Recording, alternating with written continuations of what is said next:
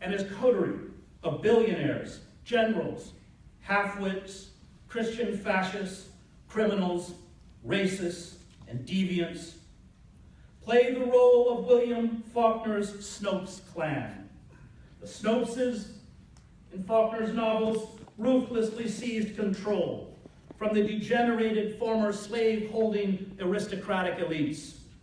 Flem Snopes and his extended family, which included a killer, a pedophile, a bigamist, an arsonist, a mentally disabled man who copulates with a cow, and a relative who sells tickets to witness the bestiality, are fictional representations of the scum now elevated to the highest level of the federal government. They embody the moral rot unleashed by decay and unfettered capitalism. The usual reference to amorality, while accurate, is not sufficiently distinctive and by itself does not allow us to place them, as they should be placed, in a historical moment. The critic Irving Howe wrote of the Snopeses. Perhaps the most important thing to be said is that they are what comes afterwards, the creatures that emerge from the devastation with the slime still upon their lips. Let a world collapse in the South or Russia, and there appear figures of coarse ambition, driving their way up from beneath the social bottom, men to whom moral claims are not so much as absurd as incomprehensible, sons of bushwhackers and mouseks drifting in from nowhere and taking over through the sheer outrageousness of their monolithic force. They become presidents of local banks and chairmen of party regional committees, and later, a trifle slicked up, they muscle their way into Congress or the Politburo. Scavengers without inhibition. They need not believe in the crumbling official code of their society. They need only learn to mimic its sounds. What comes next, history has shown, will not be pleasant. A corrupt and inept ruling elite, backed by the organs of state security and law enforcement, will unleash a naked kleptocracy. Workers will become serfs. The most benign dissent will be criminalized. The ravaging of the ecosystem will propel us towards extinction. Hate talk will call for attacks against Muslims, undocumented workers, African Americans, feminists, intellectuals, artists, dissidents, who will be scapegoated for the country's stagnation. Magical thinking will dominate our airwaves and be taught in our public schools. Art and culture will be degraded to nationalist kitsch. All the cultural and intellectual disciplines that allow us to view the world from the perspective of the other, that foster empathy, understanding, and compassion, will be replaced by a grotesque and cruel hypermasculinity and hypermilitarism. Racism, bigotry, misogyny, and homophobia will be validated by those in power. Our only hope now is an unwavering non-cooperation with the systems of corporate control. We must rebuild new democratic institutions from the ground up. We must not be seduced into trusting the power elites, including the Democratic Party, whose 7 leading candidates to be the next chair of the Democratic National Committee demonstrated the other night at George Washington University that they have no interest in defying corporate power or backing democratic populism. And we must also acknowledge our own failures on the left, our elitism, arrogance, and refusal to root our politics in local communities. Rosa Luxemburg understood that unless we first address the most pressing economic and physical needs of the destitute, we will never gain credibility or build a resistance movement. Revolt, she said, is achieved only by establishing genuine relationships with the oppressed, including with people who do not think like us. Successful revolt surges up from below. Politics is a game of fear. Those who do not make power elites afraid do not succeed. All the movements that opened up the democratic space in America, the abolitionists, suffragists, communists, socialists, anarchists, and the labor and civil rights movements, developed a critical mass and militancy that forced the centers of power to respond. The platitudes about justice, equality, and democracy are just that. Only when power is threatened does it react. Appealing to its better nature is useless. It doesn't have one.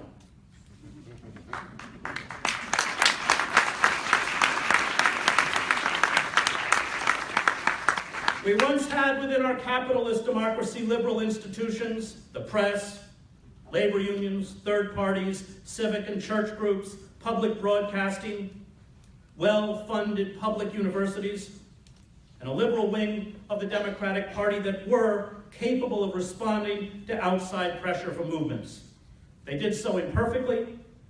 They provided only enough reforms to save the capitalist system from widespread unrest or with a breakdown of capitalism in the 1930s from revolution. They never addressed white supremacy and institutional racism or the cruelty that is endemic to capitalism. But they had the ability to ameliorate the suffering of working men and women. This safety valve no longer works, and when reform becomes impossible, revolution becomes inevitable. The days ahead will be dark and frightening, but as Immanuel Kant reminded us, if justice perishes, human life on earth has lost its meaning. We fight for the sacred. We fight for life. It is a fight we must not lose. To be a bystander is to be complicit in radical evil. Tell it. Revolt is a political necessity. It is a moral imperative. It is a defense of the sacred, and it alone makes hope possible. The moment we defy power, we are victorious. The moment we stand alongside the oppressed and accept being treated like the oppressed, we are victorious. The moment we hold up a flickering light in the darkness for others to see, we are victorious. The moment we thwart the building of a pipeline or a fracking site, we are victorious. And the moment those in power become frightened of us, we are victorious. I do not know if we can build a better society. I do not even know if we will survive as a species. But I know these corporate forces have us by the throat, and they have my children by the throat. I do not fight fascists because I will win. I fight fascists because they are fascists. Thank you.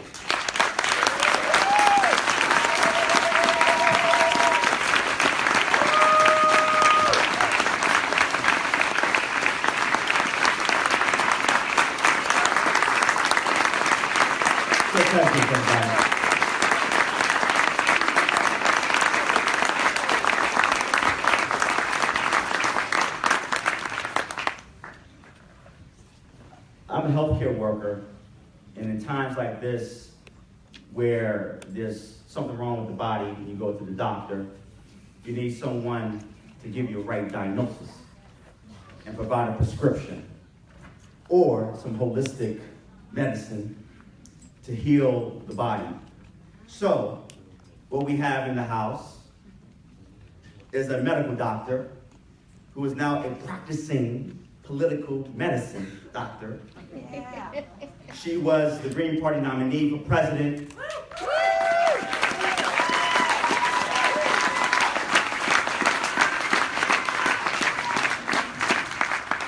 In 2012 and 2016, I bring to you Dr. Jill Stein.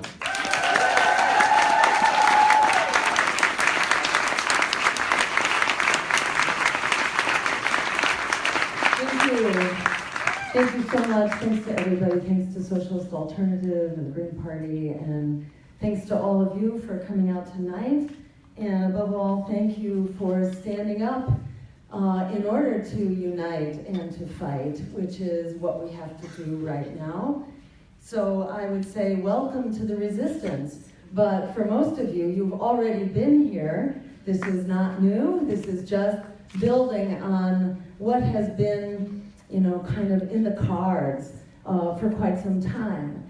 And as awful, despicable, scary as this moment is, at least the veil has come off. And, whether we were heading for a slow demise, being strangled by neoliberalism under the Democratic Party, or whether we are actually engaging the battle right now, facing this neo-fascist administration, we were kind of going to the same place.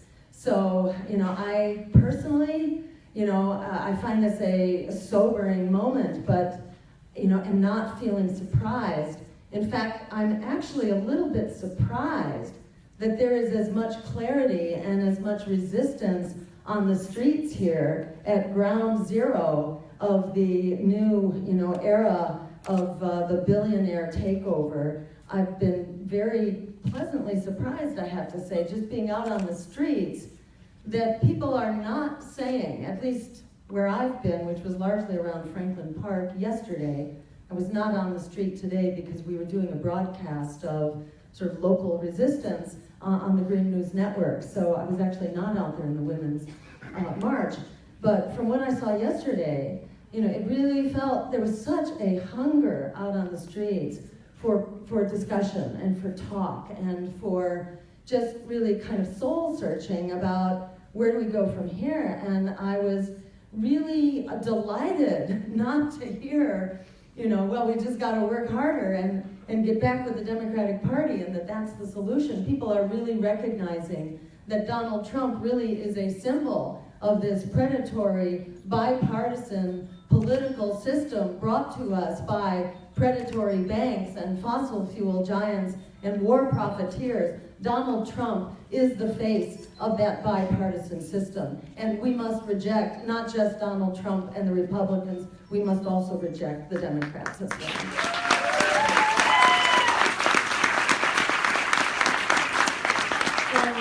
And I am encouraged by, by this massive march today, by yesterday's resistance, by the walkouts from high schools and colleges across the country, by the strike of the longshoremen on the West Coast, which needs to be a symbol for us all, and I think a tactic we are going to be expanding on. Very, lifted up and encouraged by the fight of the indigenous leaders at Standing Rock, and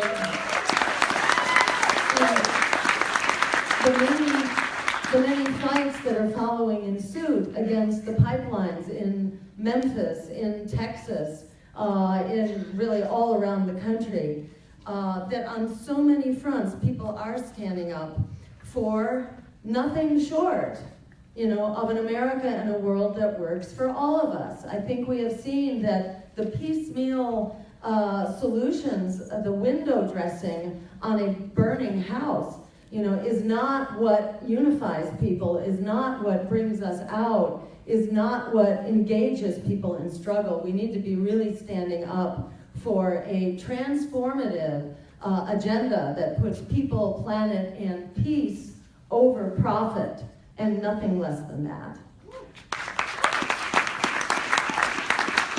This election, I think, was no surprise, an incredibly toxic election, which had a very toxic consequence. More degraded by big money and corporate profiteering in terms of media coverage, billions of dollars worth of free media delivered particularly to Donald Trump, with the approval and encouragement of the DNC, the Democratic National Committee, that was lifting up Donald Trump and Ted Cruz and looking to make the Republican candidate as fringe and lunatic as possible in order to help Hillary's chances. This was an extremely corrupt election, which was the product of corrupt politics and a corrupt media, and it produced the most disliked, untrusted candidates for president among the mainstream parties in our history. So this was not a Republican triumph, it was a bipartisan failure. The majority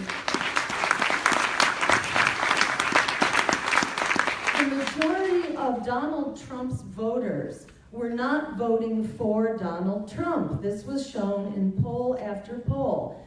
Donald Trump's voters were largely voting against Hillary Clinton and the Democratic Party and their track record for bailing out Wall Street, not only bailing out Wall Street, but dismantling Wall Street regulation to start with, and exporting our jobs and creating wars without end that are blowing back at us. At the same time, they are depleting our budget, costing us half of our discretionary budget for these wars that have only created failed states, mass refugee migrations, and worse terrorist threats. So people were saying, we've had enough, we are rejecting both of these corrupt corporate parties. 80% of people said that they were disgusted by this election. 90% registered in a poll last spring in the midst of the election, saying 90% saying they had lost faith in our political system, in the executive, in Congress, in the judiciary, really across the board. We have had a massive rejection and repudiation of this political system. 75% of people were screaming for other alternatives in this election and were calling for open debates, which is why part of the struggle going forward is to have a People's Debate Commission and end this corporate controlled bipartisan scam of a debate. And 60% of people have been calling for a new major political party, and it's long past time to do that. And as well, so many people who were yearning for something else, but who were intimidated by being terrified of either Hillary Clinton, because a lot of people have had it with the Democrats, or they were terrified by Donald Trump and the reality of what he represents. So we had a system in which the main question on people's minds in going to the polls was, who do you hate the most? And who are you most afraid of? And guess what? The politics of fear delivered everything we were afraid of. We need a new politics of courage going forward, and we need a voting system that actually liberates us to vote our values and not to feel constrained by our fears. We need ranked choice voting.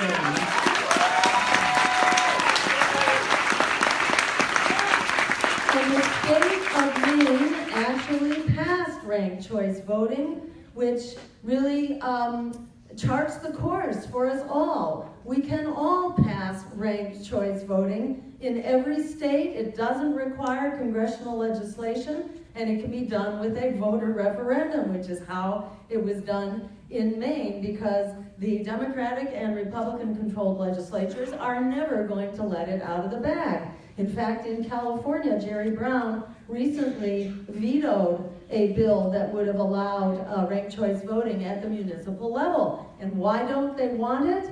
Because it would actually force their hand. They would have to fish or cut bait. They would actually have to stand up for what they're for, instead of just being slightly less worse than the Republicans. They would actually have to engage in a real debate. And the reality is, they don't support us. They do not support a progressive agenda. And ranked choice voting really calls their bluff. They will not support it because they basically do not support us, the voters. And in my view, the fact that the Democratic Party has consistently fought against ranked choice voting says that they do not support us and they do not deserve your vote on that basis alone.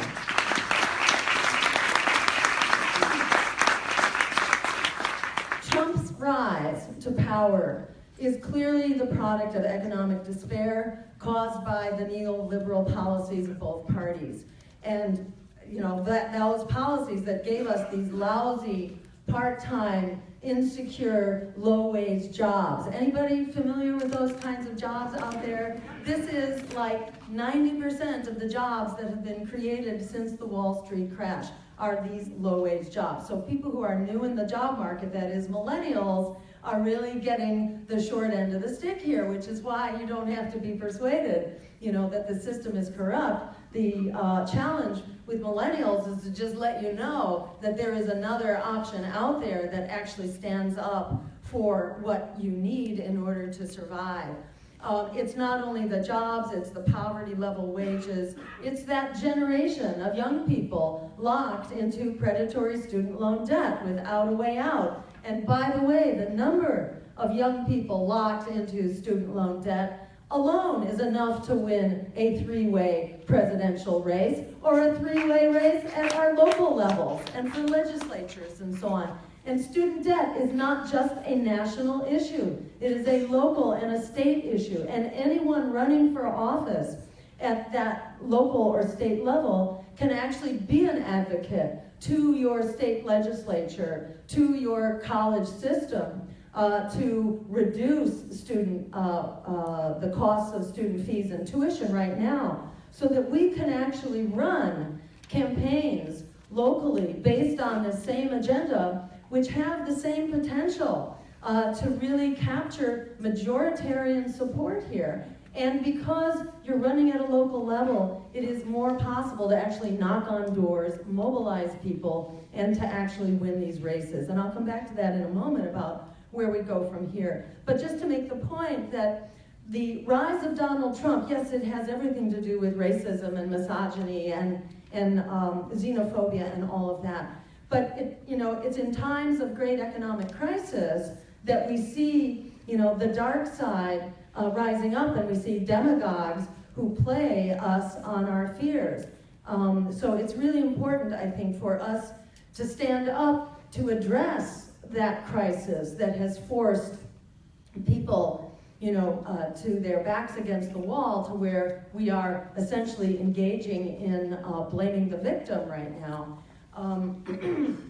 This didn't come out of nowhere. This comes very much out of the economic crisis, which we can very much lay at the feet of the Democrats every bit as much as the Republicans here. The Democrats are every bit as culpable. So, I'm basically driving home that the response here, the real effective response, is not cleaving to the Democrats as the voice of opposition or as the alternative here. We are the alternative, independent, people-powered politics under the likes of the Green Party and the Socialist alternative. It is we, independent political parties that are not corporate-sponsored, that are actually engaged right now at the local level, as Kshama Sawant is, as Gail McLaughlin has been in Richmond, California, where they've also done really amazing and wonderful things.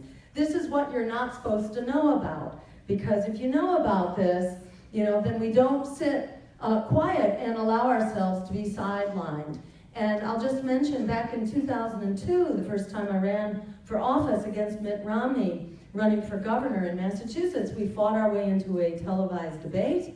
It took place in a TV studio, no live audience, and by giving voice to this radical progressive agenda, at that time, when things weren't as bad as they are right now, inside the TV studio, it went over like a lead balloon. But when I walked out of the TV studio, I was mobbed by the press, who told me that I had won the debate on the instant online viewer poll. And it, in a flash, made me realize we're actually not the odd man out here. We actually are the heart and soul of American values, which are to say human values, people values, workers' values, women's values. That's who we are. And the corporate media and our corporate political parties may try to tell us otherwise, but that's just not the case. So it's important, I think, for us to go forward from a position of strength. not from a position of, apology that we are, asking too much, or that, aren't we being presumptuous by thinking that students should be bailed out. It's only the Wall Street bankers who get bailed out, but not a generation of young people who are the victims of Wall Street. That's absolute nonsense. It's time for us to bail out the students. We can afford to do that. We can afford it for Wall Street. We can afford it for young people. Great, okay. So let me just conclude here by saying that this is a presidency, whether to even call it legitimate or illegitimate, shall we say there are problems with our voting system, which are long-standing, and no less in this election, but certainly this president violates our basic tenets of our Constitution, our civil liberties, our civil rights, our basic sense of justice, the War Powers Act, etc., the right of the legislature to declare war, and so on. This president stands in violation of our basic principles, our ethics guidelines, our laws around conflicts of interest. This president enters his administration with a playing field very steeply tilted against him. That's not to say he isn't capable of sending us all to oblivion, with the flick of a switch. He is, but at the same time, it's important to remember how incredibly embattled this president is.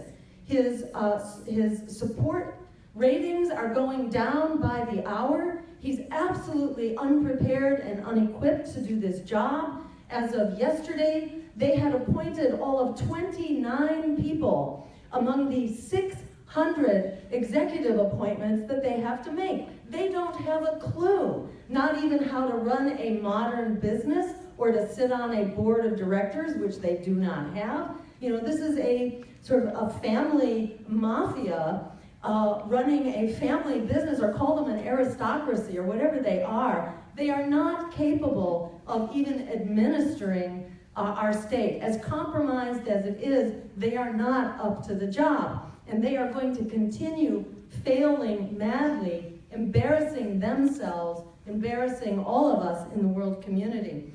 So they are going to be very hamstrung, there's no doubt about it, in legal challenges, constitutional challenges. This is an impeachment waiting to happen. And remember, whether there's an impeachment or not, corrupt governments have been brought down, and they've also been brought to heel.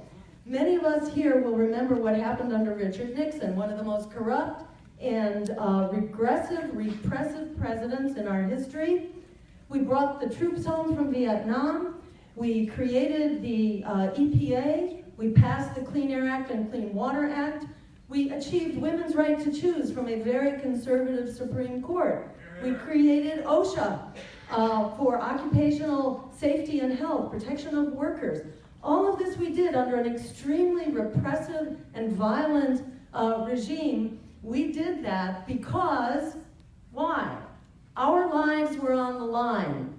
Our brothers, particularly our brothers of color, but young people as well, were being sent to die in Vietnam. Well, our lives are on the line again. And whether it's from, the violence against African Americans, the pending deportations of immigrants, whether it is a generation locked in debt without a future, or the meltdown of the climate, which is happening on our watch in our lifetimes, with latest climate science saying maybe we have a couple of decades before we see tens of feet of sea level rise, absolutely unsustainable for civilization as we know it.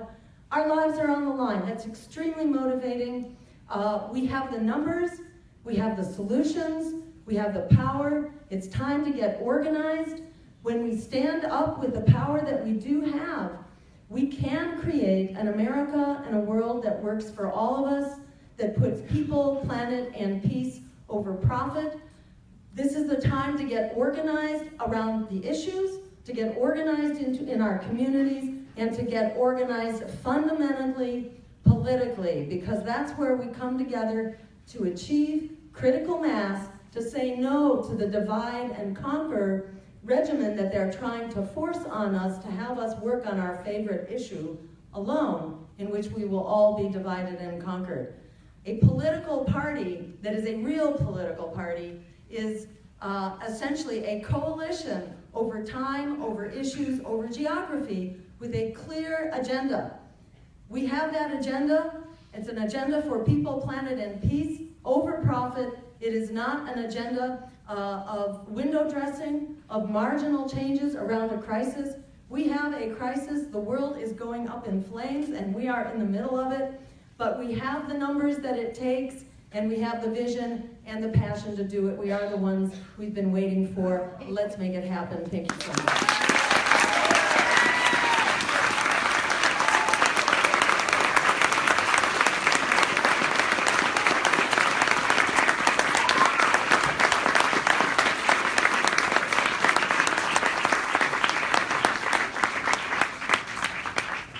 Thank you, Dr. Stein, for that encouraging analysis and direction forward. We appreciate your words. We are going to hear from Tim Canova now.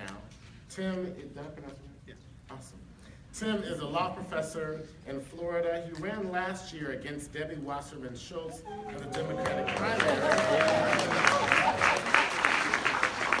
And now heads Progress for All. Please welcome Tim.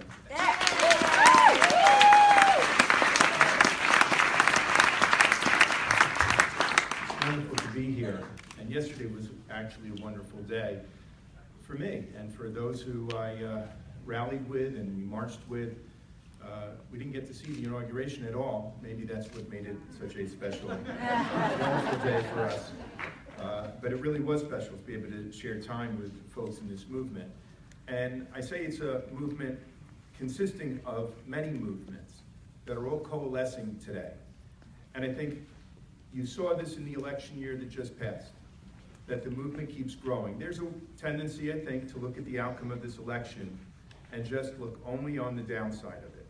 And it's easy to do that, of course. The two choices for the presidency in November were, you know, they were two evils that we were forced to choose among. And yet, I think it's important to look at the events of the last year and count our blessings that people are waking up, and they're waking up fast. We are up against very entrenched power in this country, in both political parties.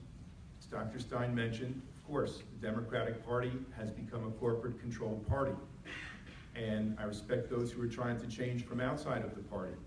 You're looking at somebody who was a Democrat for many years. I got so disgusted I registered non-party affiliation for 3 years. And last year really changed a lot for me and for a lot of folks in this country. And it was the issues that got me re-engaged in the Democratic Party and trying to reform the party from within. And I certainly don't feel alone in that task. There was an army of folks around this country who were caught up in Bernie Sanders' campaign, and it made a big difference in getting me to stand up. You know, I'm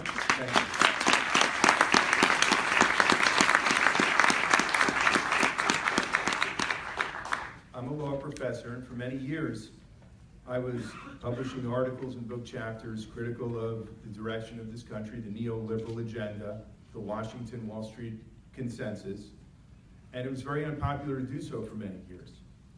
And the 2008 financial collapse starts to open a window, you can say. But the movement we saw in the last year didn't just start with Bernie Sanders at all. You know, I look back 20 years ago almost, the spirit of Seattle in 1999, when 50,000 people descended on the city of Seattle to protest the World Trade Organization.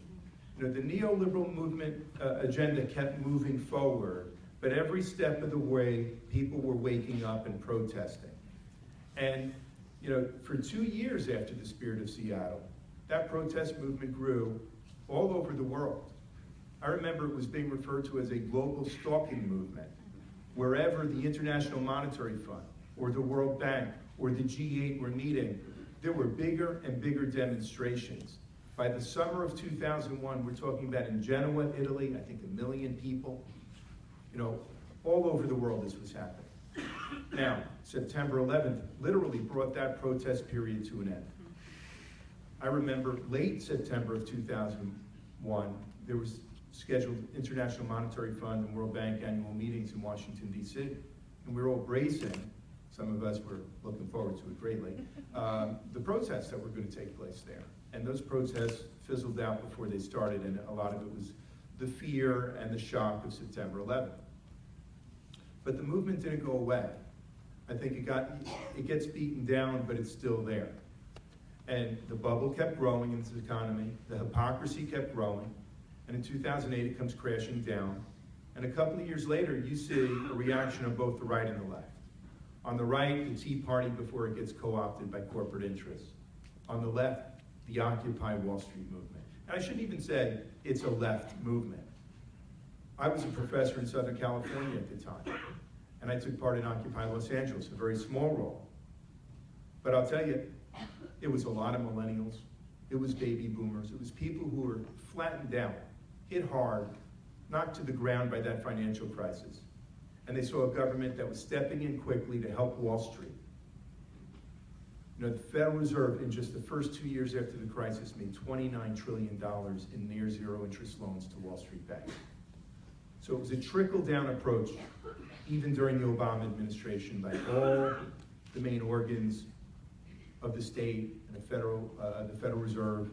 All the main organs stepped in to bail out those who had created the crisis. So failure was rewarded. And there was a backlash. It was the Occupy movement. And the Occupy movement gets swept off the streets, but the pain doesn't go away, the crisis doesn't go away, the contradictions don't go away. And Bernie Sanders started waking folks up to the idea that you can actually try to change the system through the electoral process. And there are lots of reasons to roll your eyes now and say, no, the electoral process is a failure. Well, it hasn't worked yet, but obviously we have to work through the electoral system and around the electoral system, through the Democratic Party and outside the Democratic Party. So I was a professor, you know, in obscurity when I saw the Sanders campaign, and I saw that it was my local congresswoman who headed the DNC and was trying to put her finger down there on the scales in a big way to prevent the Sanders campaign. And you know, he was calling for a political revolution, and I thought, if this man in his 70s is taking the fight to the Clinton machine, I'll take the fight to my local congresswoman. And thank you. You know, I get folks saying, well, maybe you should have run as a Green. The Greens didn't have a candidate there. And I wanted to make a statement. I wanted to challenge her in a Democratic primary and strip the bark off the tree and let folks see what kind of not just a DNC chairman she was, but the kind of corporate Democrat she was. Because so many Democrats, you know, they talk the talk, but behind the scenes, they're taking a lot of corporate cash, and she's the epitome of what the problem was. So I made a pledge at the beginning I wouldn't take a dime from any corporate interests. And I had some folks saying, no, you gotta sit down and spend 20 or 30 hours a week like anyone else, take your medicine, get on the phone and do your call time 30 hours a week, dialing for dollars. And I laughed at it. I said, no, we are staying true to this principle. And we were lifted on the shoulders of the grassroots movement in this country. We were rewarded for renouncing corporate money, because on issue after issue, the people of this country are so far ahead of the establishment parties, whether they're people working through the Green Party or people who are still trying to work through the Democratic Party, like me. And we broke all kinds of fundraising records for a congressional campaign for small online donations. 200,000 times somebody in this country clicked on their mouse and donated $17 on average to this campaign. We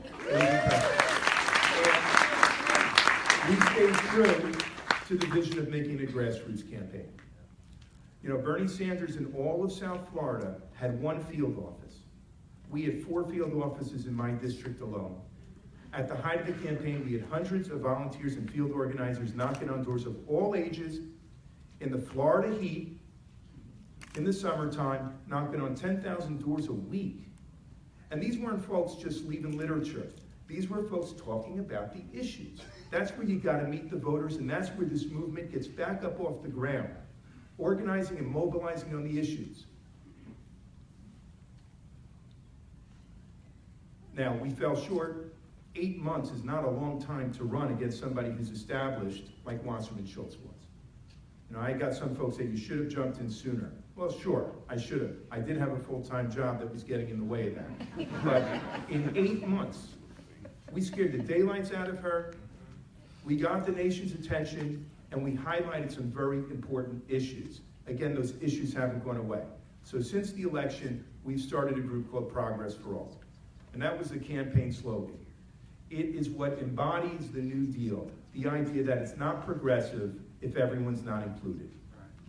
Okay? So there is this great tradition in the Democratic Party that has to be reawakened. Now, I know somebody, Mr. Hedges, had said that he watched the Huffington Post debate the other night of the DNC candidates for the chair, and that not one of them denounced corporate money. That's not actually true. I watched that debate.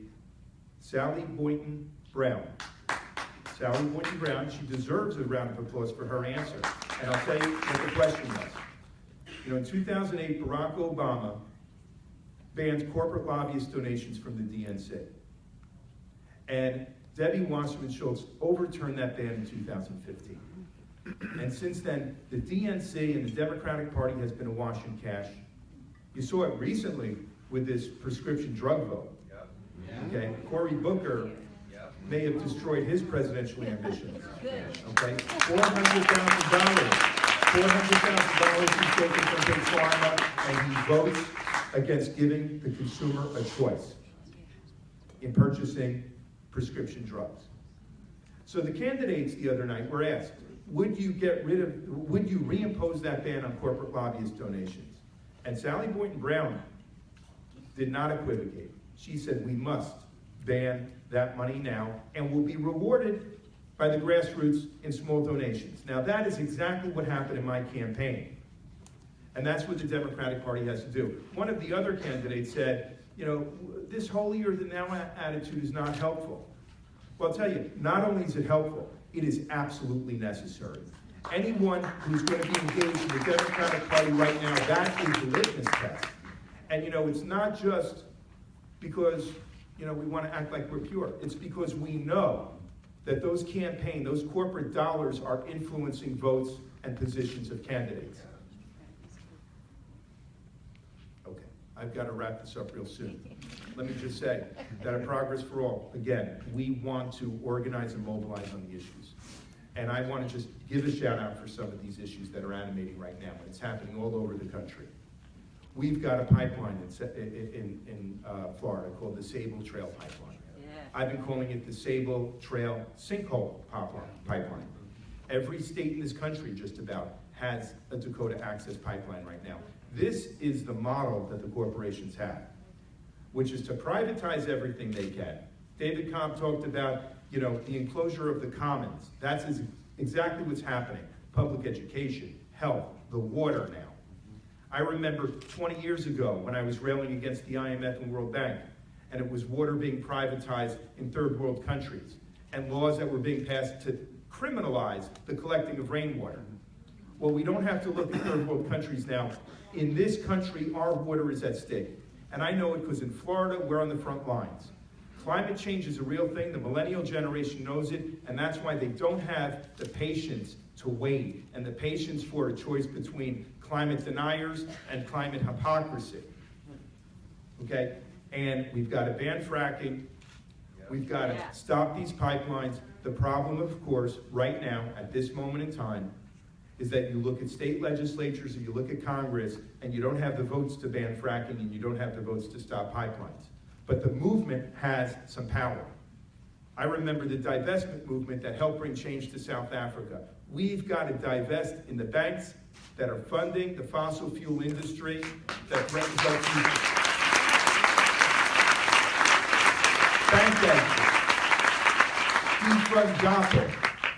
All over this country, we've got to be engaged on these issues. And we've got to speak loudly and clearly that we have alternatives. Solar is an alternative. It's not some abstract 20-year-in-the-future science fiction thing. China and Japan are eating our lunch on solar. And again, the voters in Florida, a purple state with a lot of red territory, had 2 referendums before them last year on solar. You need 60% vote to pass a referendum in Florida, and something like 70% voted for solar in August. And then the private utility industry put a fake solar initiative on the ballot for November. They were way ahead in the polls. Social media came alive, grassroots organizing came alive, and we beat back that fake amendment. So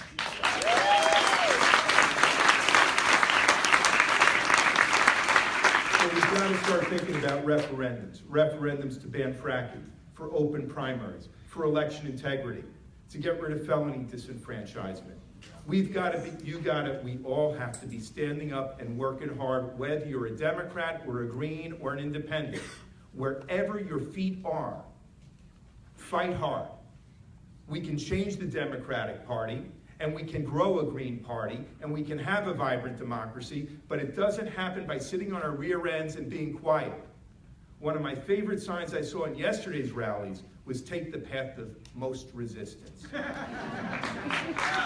bless you.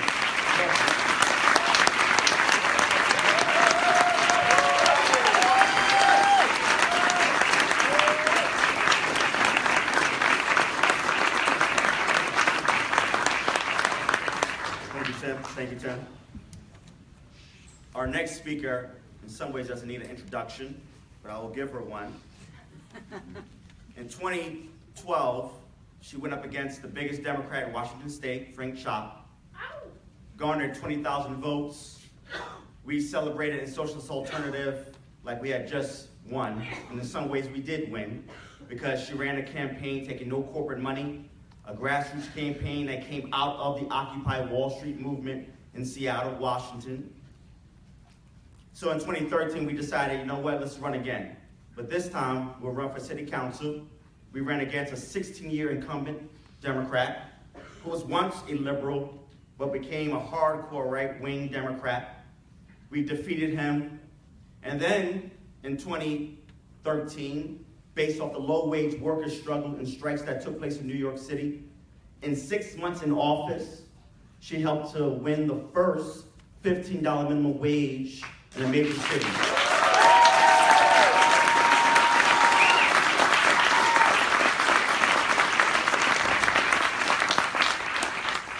And what I say, in 2015, was re-elected city council in the face of a Democratic and Republican Party onslaught against the campaign, which was one of the most powerful campaigns that I've ever been a part of in my political life.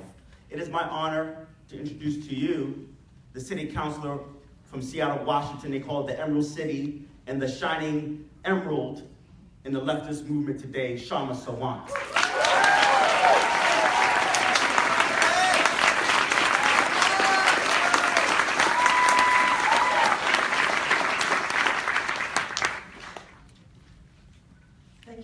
For that warm introduction. Sisters and brothers, Donald Trump is now Predator-in-Chief and head of one of the most dangerous and right-wing administrations in US history.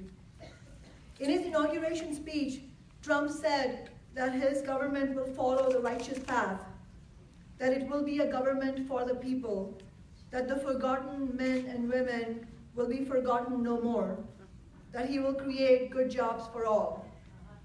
And he said great schools. But of course, as we know, Trump is a disgusting multi-billionaire liar and con man.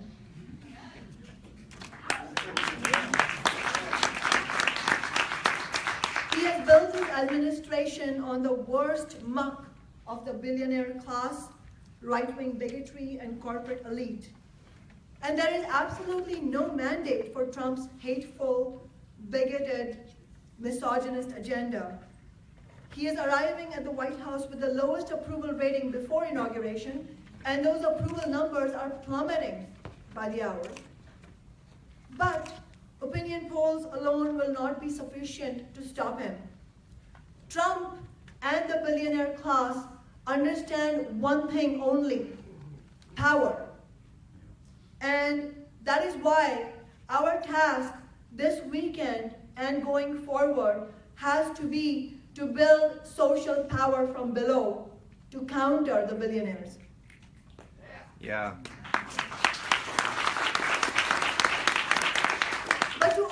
But to answer the wide range of vicious attacks that will be coming at us from Trump's administration will require building a determined fighting movement, a movement that seeks to mobilize millions from below into collective struggle, building grassroots democratic structures and our own independent organizations. Socialist Alternative has shown an example of this. The day after elections, when many were paralyzed with despair, we called for protest rallies in many cities around the country, including Seattle, Boston, New York, Philadelphia, and we mobilized 50,000 people onto the streets. Woo! Yesterday, in a historic day of protests, again, Socialist Alternative organized really militant rallies, including in Seattle, where 5,000 people showed up in the evening. But not just that, Socialist Alternative has also launched socialist students in high school and college campuses.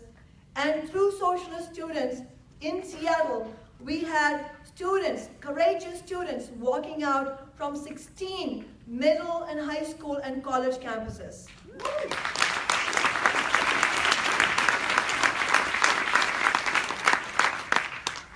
But going forward, sisters and brothers, merely protest will not be enough.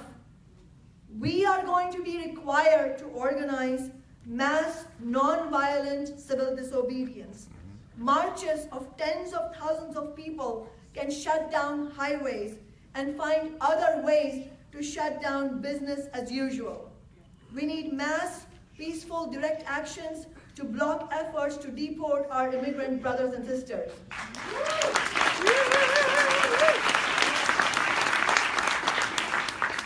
To inspire huge numbers into action, we need fighting demands that point to an alternative vision of society, a vision that puts people and the environment above the profit-driven agenda of big business. Of course, we will need to begin by mobilizing around defeating the litany of attacks that will come from Trump and the Republicans, from defending the gains that were won through the Affordable Care Act to defending public schools. But this defense needs to be linked to putting forward audacious demands that can inspire with a promise of a dramatic improvement in people's lives, especially something for the millennial generation. We are going to have to fight for Medicare for all.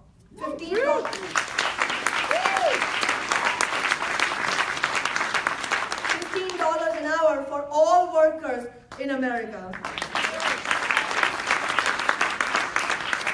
Full funding for public schools and free higher education by taxing Wall Street greed.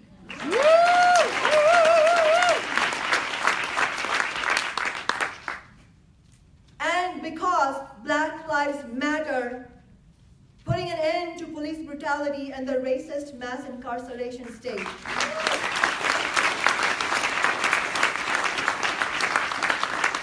We all heard some of this in the election year last year. Bernie's bold campaign, a program around these demands inspired enthusiasm from millions, while Hillary's timid, corporate-friendly proposals of tinkering around the edges failed to mobilize them. And this weekend needs to be our starting point.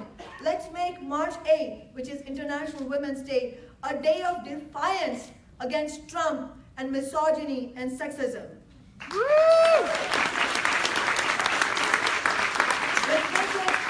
Let's make it a day of protest to defend Planned Parenthood and against all forms of sexual violence. Yeah. May 1st is International Workers' Day and a day for immigrant rights protests. Our target this May 1st should be to bring millions onto the streets in a truly massive wave of demonstrations for immigrant rights and against racism, and we have to be there, all races, all national origins, shoulder to shoulder, because an injury to one is an injury to all.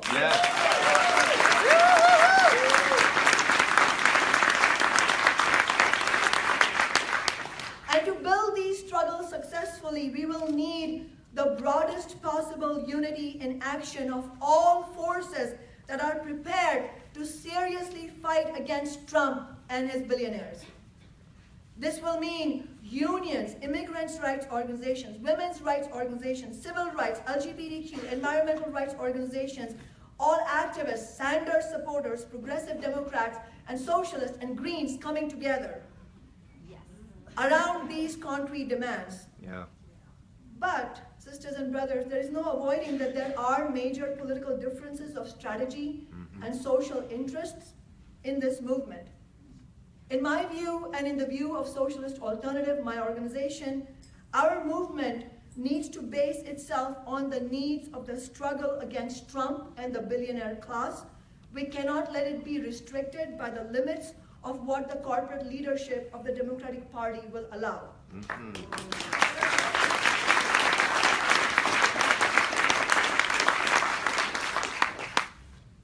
We cannot make a false equivalence between the Democrats and Republicans. There are differences. At the same time, the Democrats in Congress will now be put to the test in terms of their willingness to stand firm against Trump.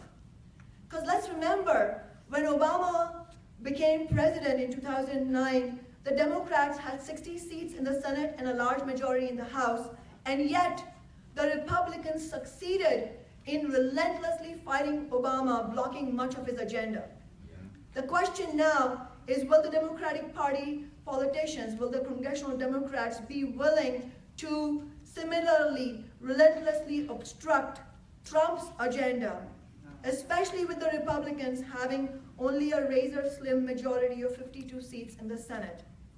For example, concretely speaking, Trump has promised that he will nominate an ideologue, a zealot for the Supreme Court justice, somebody who will go after abortion rights.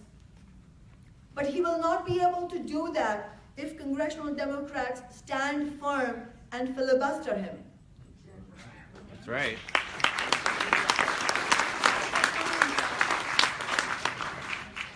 Will they? I think we have to recognize that there's an honest debate about what the role of the Democratic Party will be in the coming months. Unfortunately, in our view, recent experience does not inspire confidence in the Democratic Party, especially in the pro-capitalist politicians who dominate the party.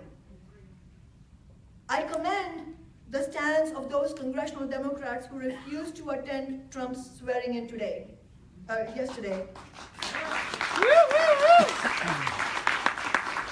But we also need to recognize that the majority of their Democratic colleagues refused to do so, instead shamefully attending.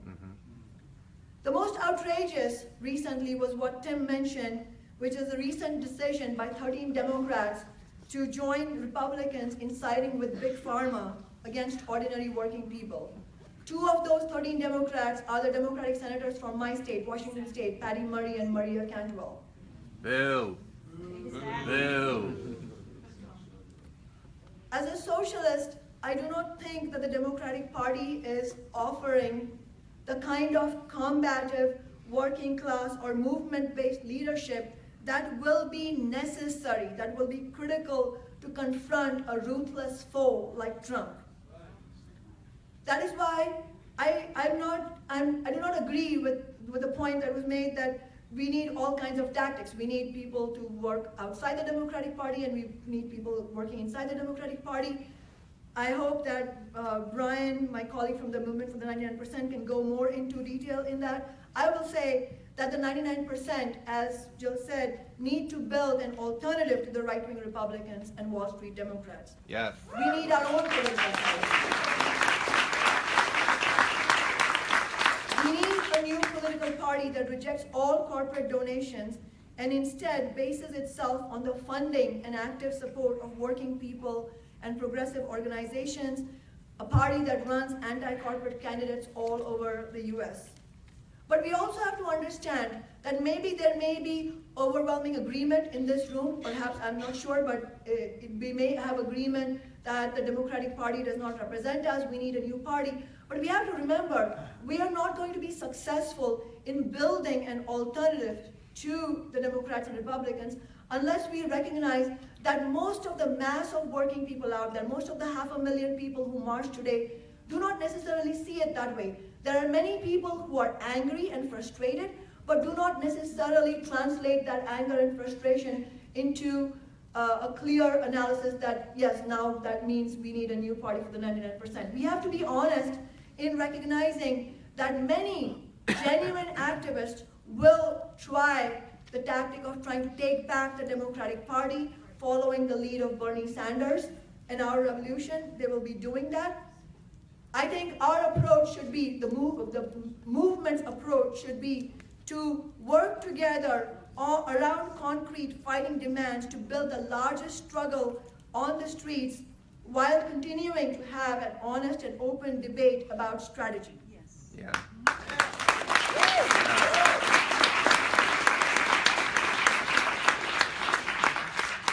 Chris talked about the times we live in. These are trying times. But in these trying times, I'm given tremendous hope by the newfound spirit of rebellion amongst young people. Look at the Black Lives Matter movement. Look at the campus movement against sexual violence. Look at the environmental movement. We have these movements being led by young people, by millennials. And most significant in all of this is the growing support for socialism, with thousands of young people joining socialist organizations. And the reason why is no mystery. They recognize that capitalism has failed them. And Donald Trump is a particularly repulsive expression of the predatory nature of the capitalist system itself. We found out just this week that just 8 people, own more wealth than half of the world's population. That is, 3.5 billion people at the bottom have less than 8 multi-billionaires.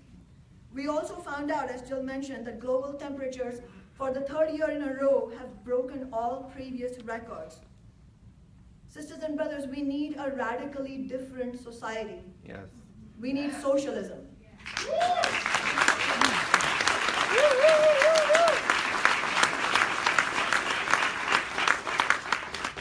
Socialism means a society where the major corporations are taken into public ownership so we can democratically plan how to use society's resources to meet human need rather than private profit.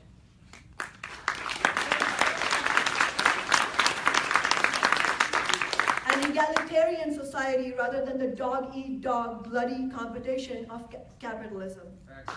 A society based on international cooperation rather than the vile nationalism that Trump is promoting.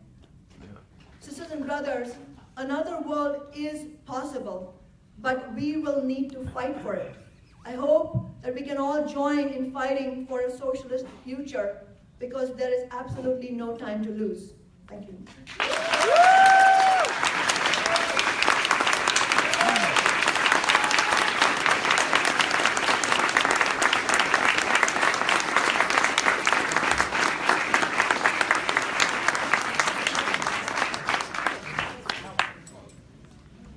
Thank you.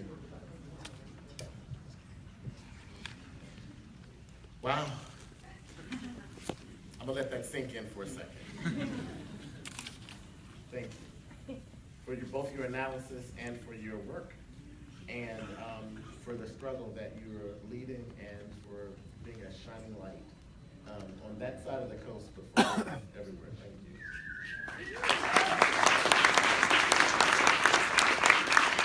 I heard someone say that you might be the next senator from Washington State.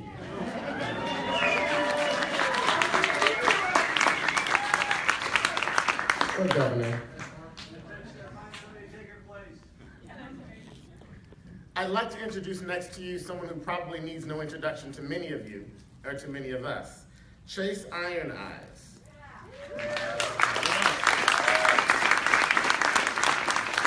He is a citizen of the Standing Rock Nation. Chase has dedicated his career to ending the legal and economic oppression of Native nations and their citizens by implementing self-determination on and off the reservations. Chase also founded LastRealIndians.com, which helped lead an effort on behalf of the Oseti Shekwan, is that right? Yeah. Sioux Nation to regain control of Peshwa, one of their most sacred sites in the Black Hills. Chase's organization is largely responsible for all humanitarian aid supplied to the No Dapla Liberation Camp. Chase is a graduate of Strum College of Law at the University of Denver. Please welcome one of our great leaders, Chase Ironat.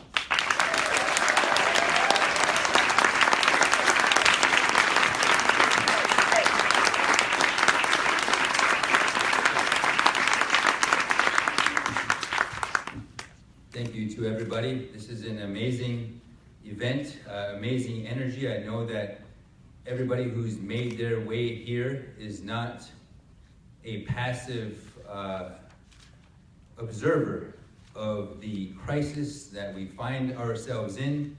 I know that you all have leadership capabilities, you all have your own networks. You came here to see what's next, to see how we respond to what appears to be a very real, some would say already complete, hijacking and takeover of our very democracy by the forces and institutions manifested by the corporate state.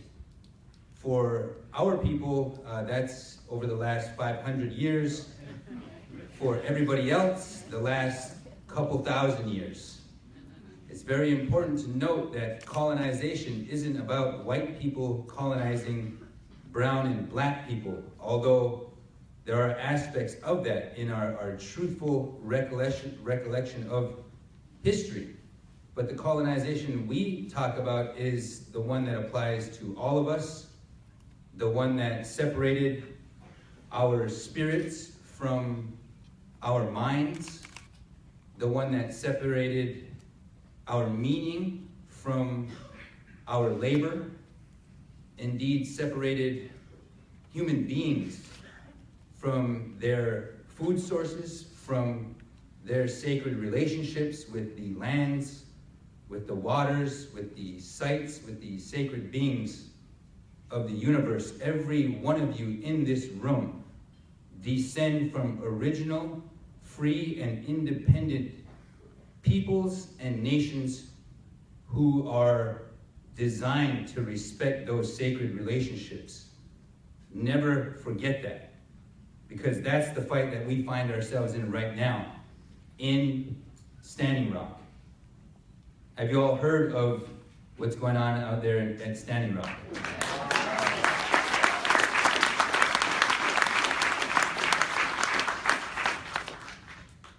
So, I recently ran for United States Congress. I was defeated by a Trump surrogate, and immediately following my defeat, I joined the resistance at the front lines. That's how our organization came to supply about 70% of all logistics and humanitarian aid to the camp. To this day, thank you. And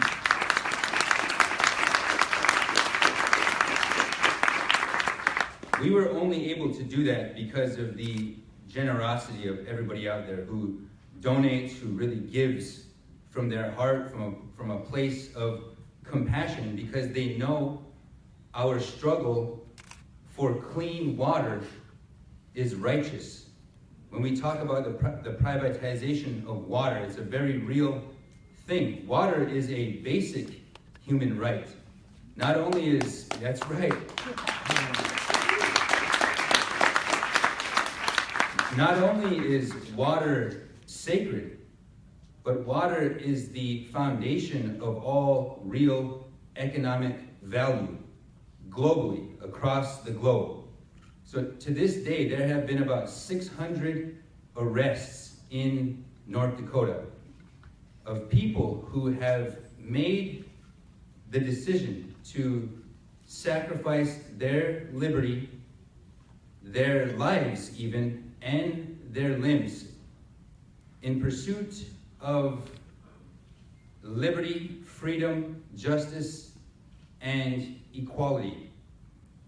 Not only is that struggle about a people's right to clean water, but that struggle is about the very sanctity of the American Constitution and whether or not we still have the right to speak freely, the right to peaceably assemble. Right now, the Army Corps of Engineers is trying to prescribe what they call free speech zones. That's right. Well, we've got news for them. The entire country is a free speech zone.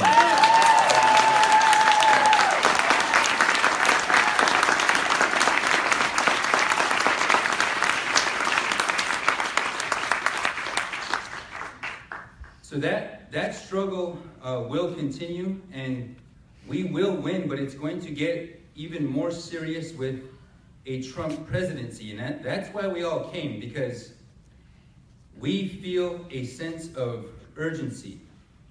Everything that happens every time we as human beings attempt to transcend the oppression of our spiritual nature, we are following the inspiration of the powers of creation.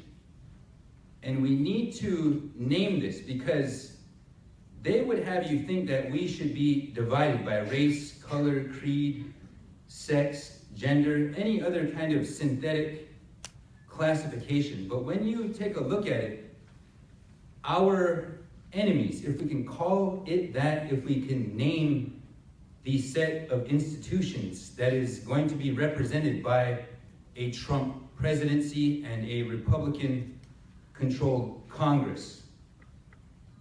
It is too big to fail finance. It's too big to fail extraction. It is big pharma. It is a corporatocracy, a set of institutions of law, of economics, of politics, of media, of education. It is the house of cards that is propped up. It's the set of values, the very advertising industry that shoots 3,000 images at you and your children every single day, telling you what's cool, what's appropriate in this society, telling us what to buy, what to consume, and indeed controlling the environment within which we have to trade our labor to procure some of those human necessities. I know you all feel this. It's just a matter of diagnosing it and appreciating it and looking it in the eye and being able to transcend it and really to unite. That's what's going to happen under a Trump regime. We are not under Trump's regime. This is still our country.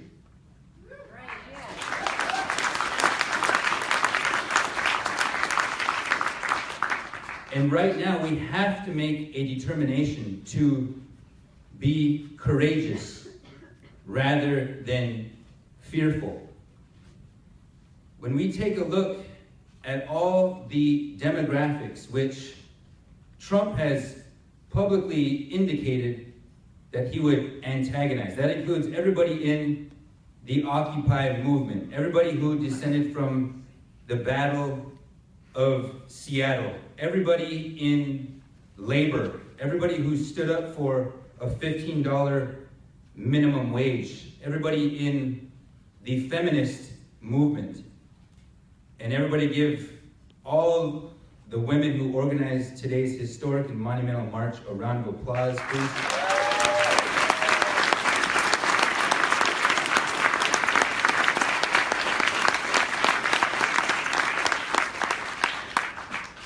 because truly, we have to do our part. I don't understand feminism the way a woman would understand feminism, but I know that the deconstruction of Western heteropatriarchy and all of its symptoms of objectification, misogyny, the sexualization of women. I've had to think very strongly about these things since I have daughters. And I am on a path of liberation in that respect. So I don't pretend to know everything about that, but I know that I have to be aware of it and I have to support it. All of those demographics.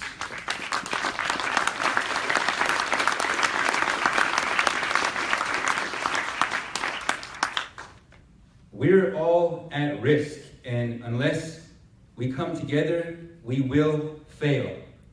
Because the enemy is well capitalized. They control all means of the flow of information, from mainstream media to education to what gets attention, and every movement that we've named, including Occupy, including Black Lives Matter, maybe even including the Standing Rock No Dapple struggle, is at risk, is constantly at risk of being subsumed by those forces, that logic of capital, that set of institutions that creates currency out of thin air now.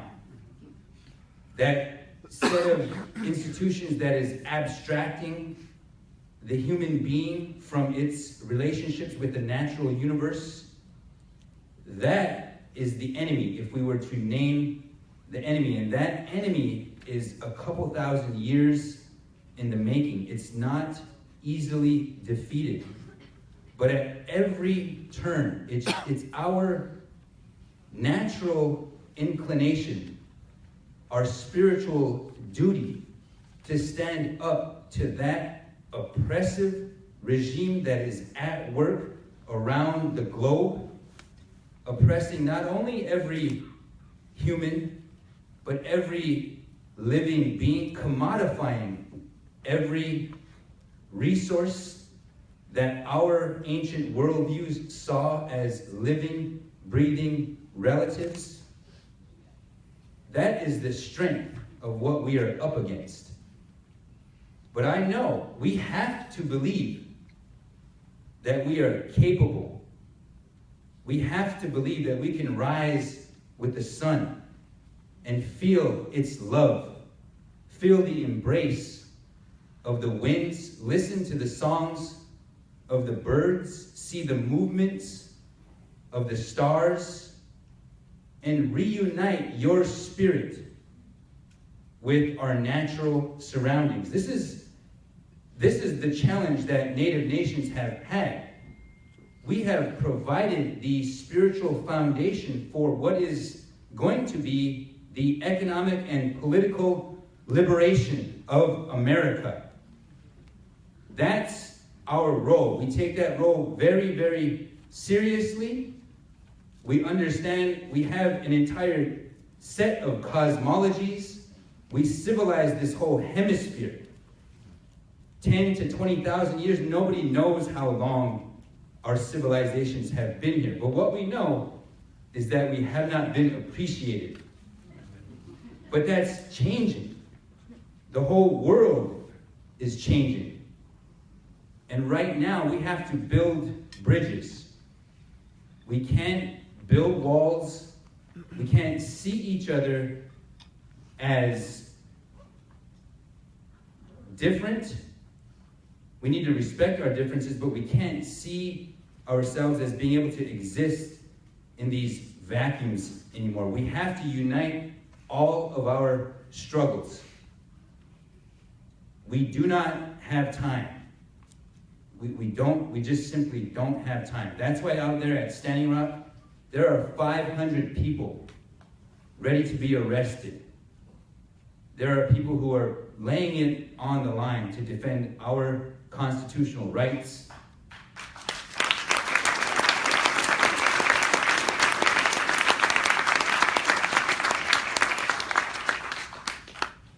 there are people who understand that we all have to take a leadership role in the unarmed and non-violent. And what I mean by that is we cannot be the initiators of aggressive violence. If we stick to these principles, I believe that we can have a revolution. And we need that in our country right now, because the corporate state inflicts violence around the world. The corporate state indeed has inflicted violence and expropriated and dehumanized and objectified and commodified an entire globe. That regime, that corporate state, knows exactly what to do with people who arm themselves, people who are violent, people who seek out violent means to assert their concerns. You end up dead or in jail. That's what happens to our movement if we go there. But we need to understand that peace, when we're peaceful, it's not passive. The power of peace is not passive at all. The power of peace doesn't back down in the face of rubber bullets, less lethal bullets, mace, drones, helicopters, fixed-wing aircraft, dog attacks, corporate mercenaries, a collusion between law enforcement, the National Guard, the governor, the legislators, the media.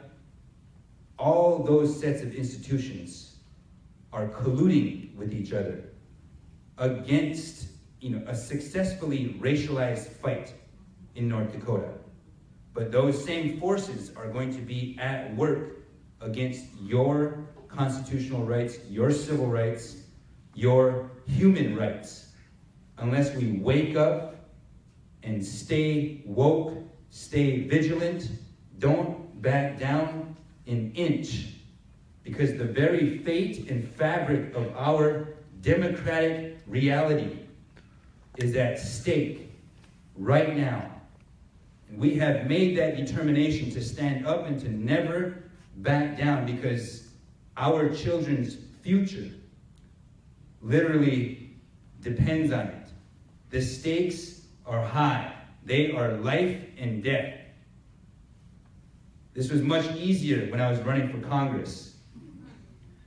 But now, in the front line, in the face of all that violence, the power of peace tells us to stand in our own spiritual dignity and to not back down to the forces of oppression that have no spiritual or legal authority to work over and against us. We know that our cause is righteous and that our cause is going to help liberate this entire country. So let's stay with it. I want to thank you for your time, ladies and gentlemen.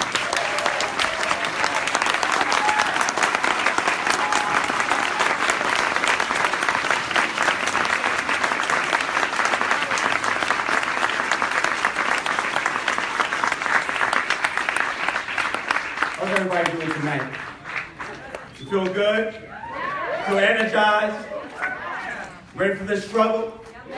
The long march around economic justice, social justice, a new world is possible if we fight for it. We have two more speakers. To give you a little bit of background to the next speaker, who comes from the People's Republic of Brooklyn, New York. Brian Poloris is a national organizer for Movement for the 99%. And to give you just a quick background to that, Socialist Alternative recognized very early that the Bernie Sanders campaign was a revolutionary campaign inside of an unrevolutionary political party, the Democrats. It was our way to engage the Bernie Sanders movement and phenomenon. Unfortunately, he made a decision to endorse Hillary Clinton, but we knew that the Pandora's box had opened, the genie was out of the bottle, and that the rise of Bernie cracks and many folks that wanted to take the message of Bernie Sanders would want to continue on.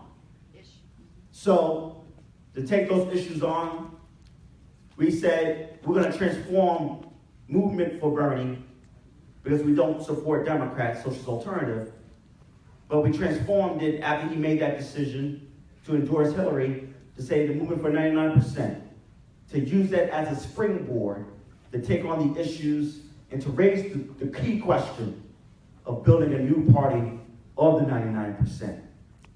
So it's my pleasure to bring up to you Brian Poloris.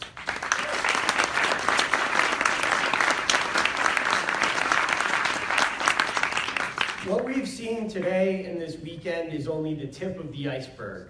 500,000 people in Washington, D.C., 500,000 people in Los Angeles, I got the report. Rallies all around the country, all around the world, in South Africa, in India, 250,000 people marching in London against Trump. This is only the tip of the iceberg. I want to mention as well, socialist students with walkouts at over 40 campuses across the country yesterday, because young people historically have been at the forefront of revolutionary events. And it's not just young people historically, it's this generation. Occupy Wall Street, Black Lives Matter, the 15 struggle. Bernie Sanders' campaign was overwhelmingly a youth movement. And there's a coming new women's liberation movement and new immigrant resistance that, again, young people will be at the forefront of. And this will only continue and intensify, not just because young people are historically at the front of struggle, but because of what this generation faces. Low-wage jobs, student debt, environmental destruction on a scale never seen before. One of the first generations to ever do worse economically than their parents. But people don't just radicalize and move into action when things are bad for them. It's also that this generation's hopes were raised. What were we told when Obama got elected? That we lived in a post-racial society. What has happened? The gunning down of black folks every day in this country by the police or by right-wing vigilantes. We were told also that Hillary's campaign was going to end sexism. And what do we have as a result of this election? We have a political establishment that's paved the way for a president who glorifies sexual assault and promises to overturn Roe v. Wade. There were expectations built up for young people, and those have come crashing down on the shores of the capitalist reality that we live under. I think one thing that's important about what socialist students did Friday and the actions that were taken was that these walkouts were disruptive. They confronted business as usual. I'm all for the types of marches that happened around the country today, where we all gather together with a permit and we march from point A to point B with a unified message. But also, that's just part of what needs to happen.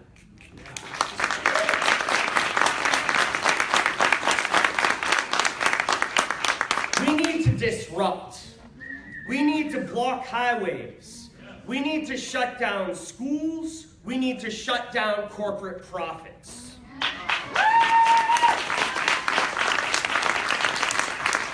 Business as usual is what got us here, right? Trying to rely on a milquetoast leadership of the Democratic Party to stop virulent, racist, right-wing populism did not stop virulent, racist, right-wing populism, right?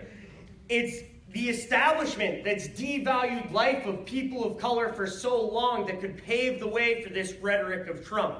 It's the establishment that's propped up bullies of occupying armies in the streets that has now gotten a bully in charge of this country. It's an establishment that's told us for so long that billionaires know best for us that now has put a demagogic billionaire into office. They paved the road for him. And that's why I think to fight right-wing populism, we can't rely on the Democratic Party. We need a new party for working class people.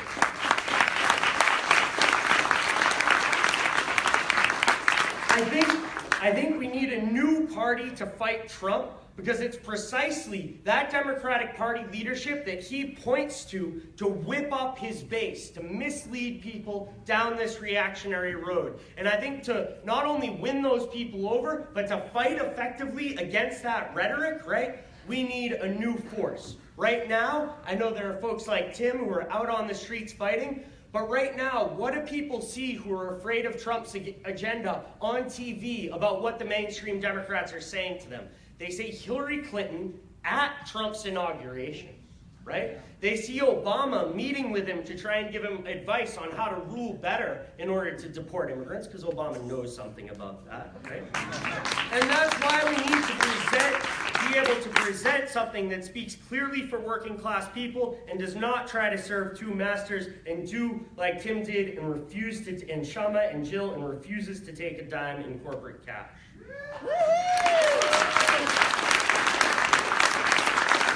We can't depend on the establishment. We need to mobilize from below with determined action. I want to give one example of that type of determined action we need that I think is very relevant today. A few weeks ago, there was an attack on reproductive rights. Sound familiar? In Poland. And women went on strike. The majority of women went on strike in the country and occupied the main squares in the cities. March 8th is International Women's Day. It's the 100th anniversary of the women that went on strike that kicked off the Russian Revolution. I think March 8th needs to be a flashpoint for our movements. And I think this speaks to what Chase was saying, but I think it speaks to all the struggles against the Trump agenda. The fight against defunding Planned Parenthood, the fight against overturning Roe v. Wade cannot just be left to the women's movement. It needs to be a fight of all of us that are opposing Trump's agenda.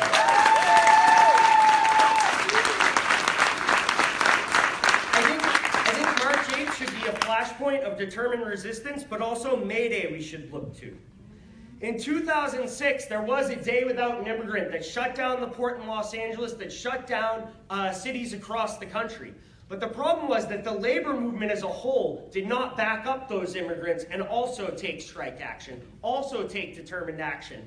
And I think this time around, May Day cannot just be a day without an immigrant, but it needs to be met with the slogan, an injury to one is an injury to all, and all of us that oppose Trump's agenda need to stop every single deportation and need to get behind every immigrant organization and working class movement on May Day.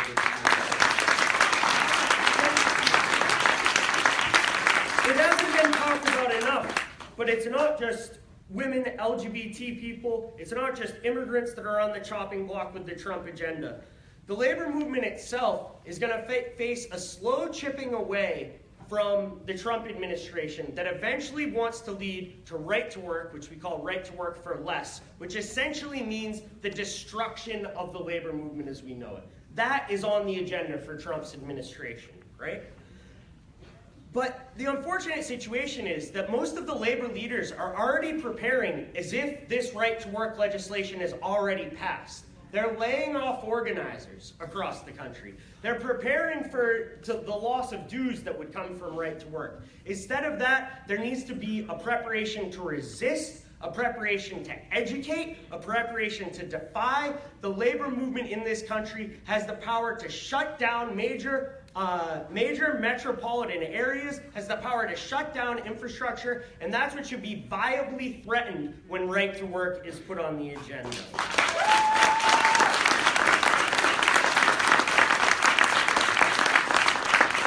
We can make Trump's agenda crumble. It won't be easy. Chris outlined the forces we're up against, but we can. We can go on the offense and win. Anyone who doesn't believe it should listen to what Jill said. Again, what Jill said about the Nixon administration.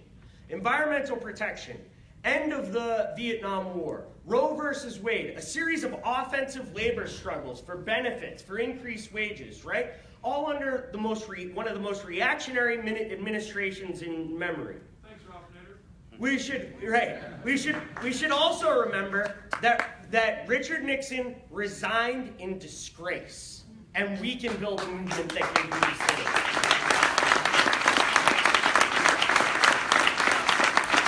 This won't be easy because of what our enemy has. And just mocking Trump, or certainly mocking his supporters, is not going to get it done. We need more than that. Relying on politicians is not going to get it done. Remember the Clinton years when movements were demobilized and we saw mass incarceration, the trade deals that now Trump is building his base around, people that are upset with the Clinton trade deals, ending welfare as we know it, etc. And that's why I think an independent political force along with these movements is absolutely necessary. But we also should see the possibility for a successful fight back. The establishment is divided in a way that I haven't seen since I've been an activist for 20 years. The two main repressive forces in the world, the CIA and the FBI, one took out Clinton and the other's trying to take out Trump, right? The establishment is divided, and as Chase said, we need unity. We can't leave the women's organizations alone to fight for reproductive rights. We can't leave the immigrant organizations alone to fight to end deportations, and the same goes for all the other struggles. We need maximum unity. For those of us in this room, that means also you've got to be welcoming to people who aren't as woke as you, right?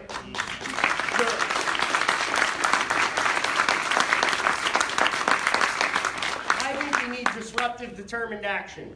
But if you just break windows at a Starbucks with no message about what exactly you're fighting for, if you just use big academic words that won't welcome people, right? That's not the type of determined action that's going to bring folks in.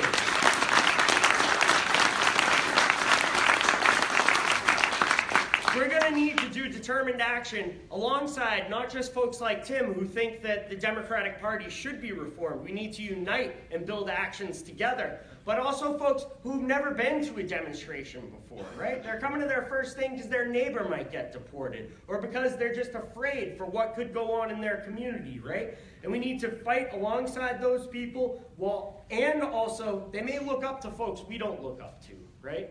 And we're going to need to fight to bring those people into the movement to have that debate and discussion about the tactics that are necessary to win. So I've been going on too long, I'm just going to wrap up.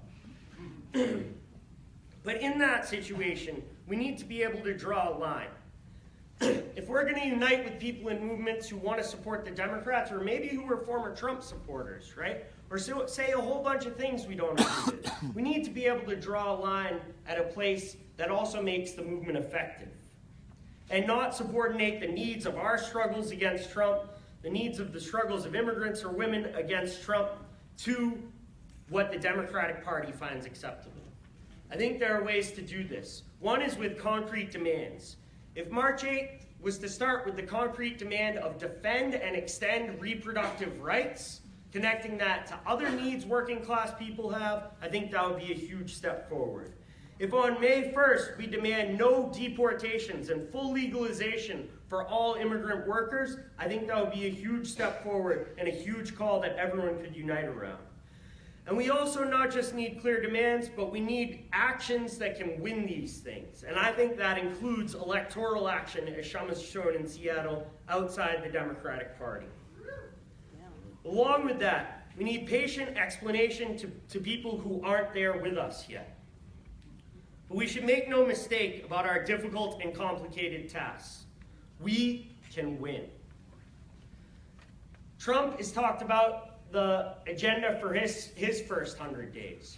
Our first 100 days should be an agenda of escalating resistance with flashpoints on March 8th, International Women's Day, and on May 1st, May Day, of determined resistance and disruption of business as usual. We need to center our actions on mobilizing people from below, on the power of the working class, on demands that resonate with people, but also reach beyond what capitalism and their two parties want to give us.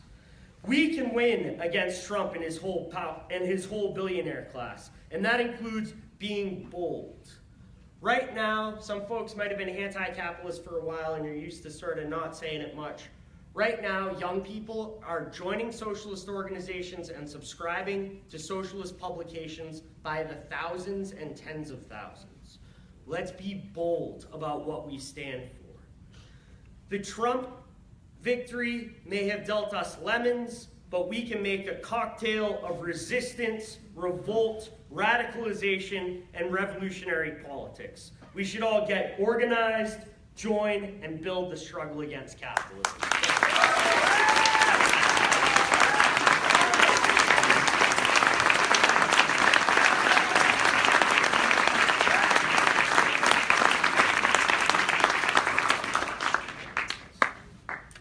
Thank you, Brian. Please welcome, if you will, Marty Harrison with a very special activity that we can all participate in.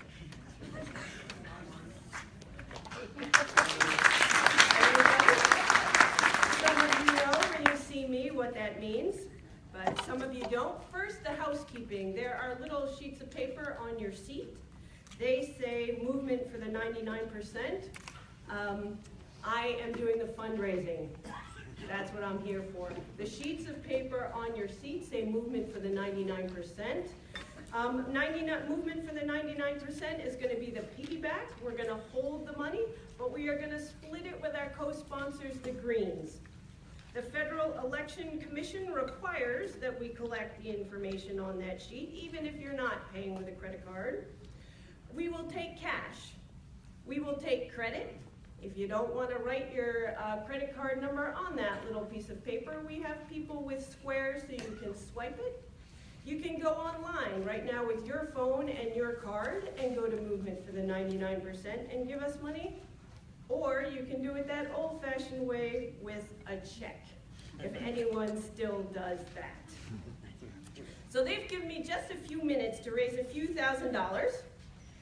You are all here because you want to inaugurate the resistance. The speakers have laid out in so many ways and in so much better than I could have the need for that resistance, the ways to resist the Trump agenda.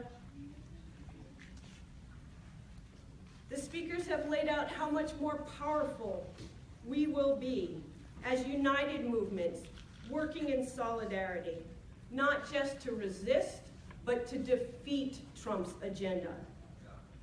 And with all due respect to the brother, I wish him all the best, but the ones who can't beat back the Trump agenda are the Democrats. If they coulda, they woulda, and they didn't. This task, brothers and sisters, falls to us. The voters and those millions of non-voters firmly rejected a steady neoliberal diet of debt, foreclosure, incarceration, and shitty jobs. We must build a bold, unapologetic left alternative and small s, a bold, unapologetic socialist alternative. Algier started us off tonight talking about real work, that the real work starts when we go home. Real work requires real cash. Brian talked about determined action, which likewise requires lots of cash. We know you made donations on your way in, and we thank you for that. This is going to be about the work going forward. There is a fierce urgency of now, and we absolutely have the duty to win. Is there anyone, and we know we are talking about working class politics, we cannot match the Koch brothers dollar for dollar. That's not what we're doing. We are going to stretch your dollars further than anyone else can do. But is there anyone that can start with $500, with a $500 donation tonight?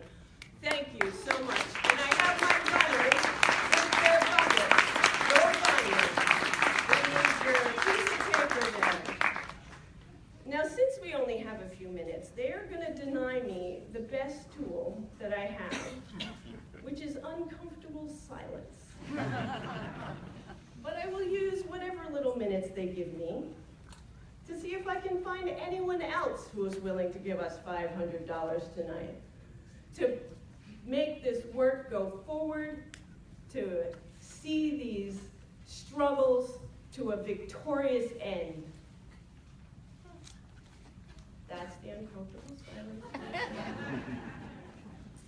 One more person for $500. Is there anybody else out there for $500? Just scratching your nose? Okay. All right, so now I'm going to go right down to $250. Is there anyone tonight who can give us $250? Yeah. Woo! I think there's someone in the wings over here. Yeah, go, go. No, I'm talking about a donor. My husband. Yes. All right, so we are giving $250. Forgot. All right, so somebody go collect the check for him. Ronnie, I can't let you do it alone. This is David Cobb. I'll invest $250. Thank you. And that uncomfortable silence worked because he told me before he was just going to give 100. So there you go. Don't encourage me. It just gets worse. All right. One more time. Going once, going twice. Can we have somebody else for $250 tonight? We are going to head straight to $100 because they have it. Yay! All right. Others, go. Keep your hands up. Yep. And somebody wants a square. They're making that little sign. So we got somebody in the front right here. We got somebody in the, yep. Jed's right behind you. All right, and somebody up there. So who has the square? We need it. All right, we'll find you. We'll find you. All right, anybody else for $100 tonight? Oh, right there, Jed. Excellent, thank you so much. Anybody else for $100 tonight to make sure these struggles go forward? Next week, you know, in Philadelphia next week, they're not going to give us a break. The Republicans are coming to talk about something. I don't know what. They're going to be there all week. We just came out here. There's going to be more demonstrations, more stuff to do. Always more work. But it's just work. That's all it is. We know how to do that. It's just work. All right. Guys, the buckets are going to go. You got pennies, you got dimes, you got nickels, you got 20s. Put them in the buckets. Thank you so much for your generosity.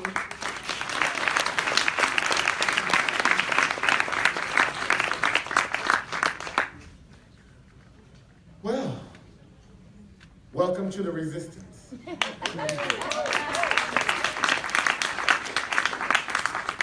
We who believe in freedom cannot rest.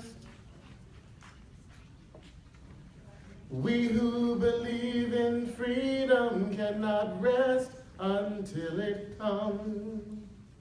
We who believe in freedom cannot rest. We who believe in freedom cannot rest until it comes. Say with me. We who believe in freedom cannot rest. We who believe in freedom cannot rest until it comes.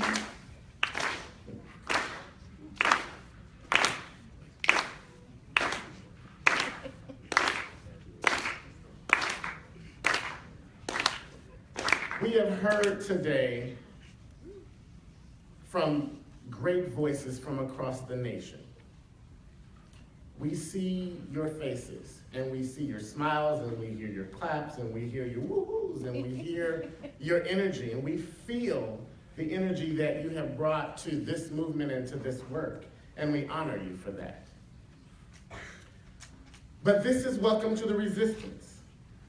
And the resistance in many cases has often been a phrase or a comment or a thing to think about or a thing to struggle with or a thing to sort of have conversations about. But I want to encourage you to think of the resistance as an action plan.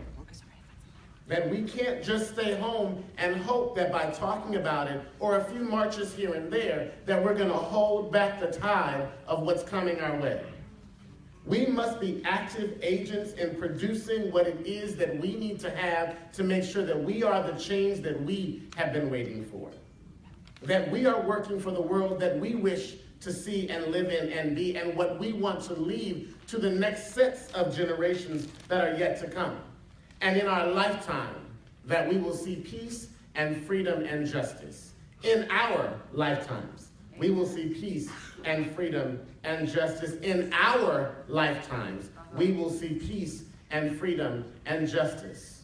We can do it.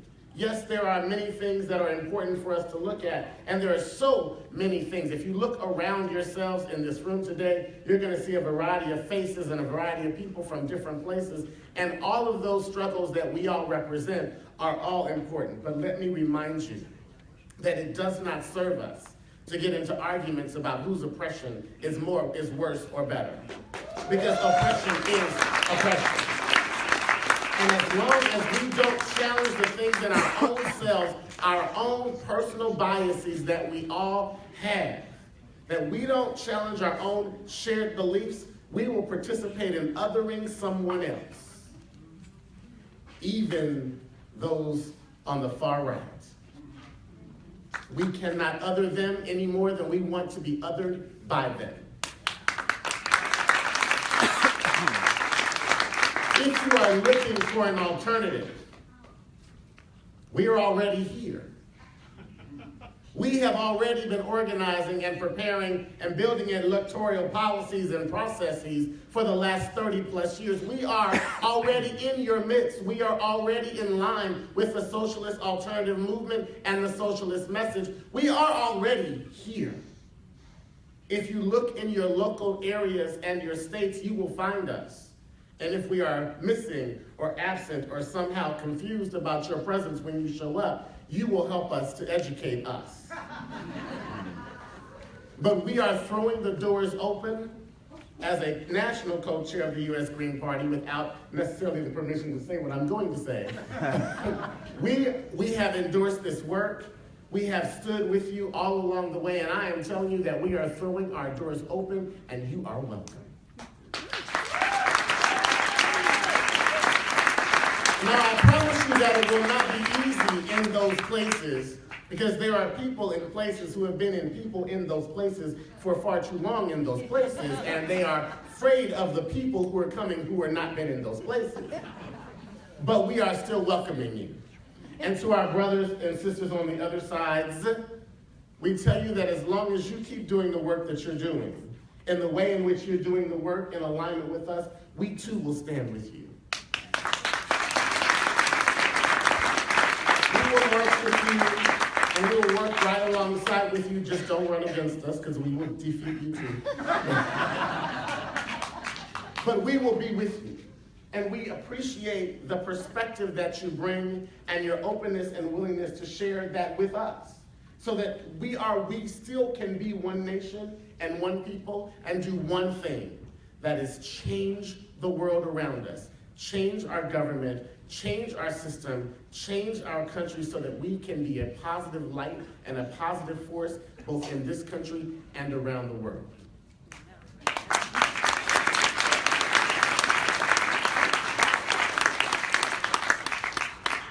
There is so much to be done. And I promise you, in the next few days and weeks, months, and even years ahead, you will be tired.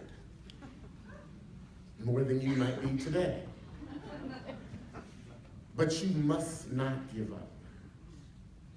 You must surround yourself with people who believe like you believe, who will encourage you when you're down, who will pick your hands and hold you up when you feel like falling, and who will dry your tears when you need to cry.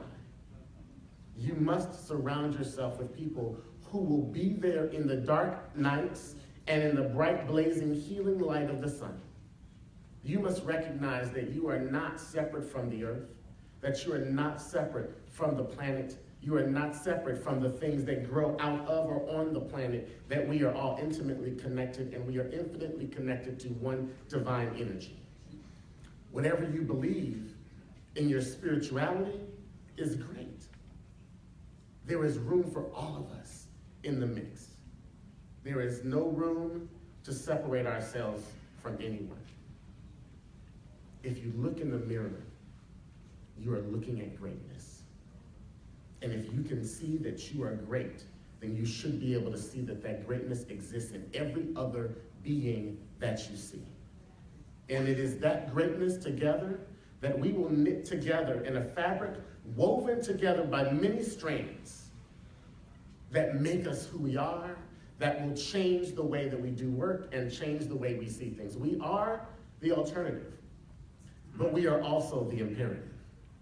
It is time for a new day, and today is the dawning of a new day. While there is a dawning of a different day on the other side of Pennsylvania Avenue, we are dawning a new day to say that you will not rule this day, that you will not overturn, that you will not take us back, that we will not turn back, and that we will not give up the fight. We will breathe into being that which we desire and that which we know is required. We are the imperative. We are here. You are here. We will not be defeated. The people, united, can never be defeated. The people, united, can never be defeated. The people, united, can never be defeated. The people, united, can never be defeated. The people, united, can never be defeated. The people, united, can never be defeated. The people, united, can never be defeated. Go and be strong and do not be defeated.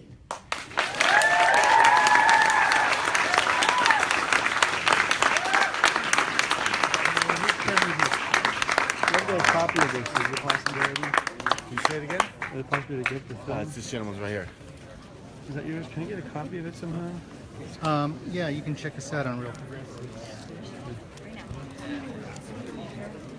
Yeah, on our Facebook page. And this is mine. All right, thank you. I made the mistake of sitting for a little while.